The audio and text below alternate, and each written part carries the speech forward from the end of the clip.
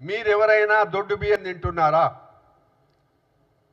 లేక ఎవరైనా గ్రామాలలో ఈరోజు దొడ్డు బియ్యం తినడానికి ఎవరైనా తయారుగా ఉన్నారా అని అంటే లేరు.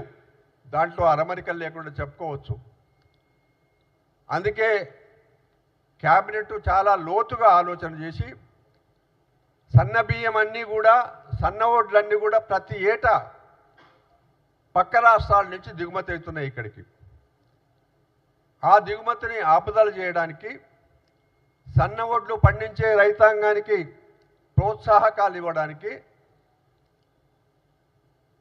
చేసిన నిర్ణయంలో భాగంగా సన్న ఒడ్లకు ప్రాధాన్యత ఇచ్చి బోనస్ ఇస్తామని చెప్పడంలో తప్పేమున్నది? మీరెవరైనా దొడ్డు బియ్యం తింటున్నారా? లేక ఎవరైనా గ్రామాలలో ఈరోజు దొడ్డు బియ్యం తినడానికి ఎవరైనా తయారుగా ఉన్నారా అని అంటే లేరు. దాంట్లో అరమరికలు లేకుండా చెప్పుకోవచ్చు.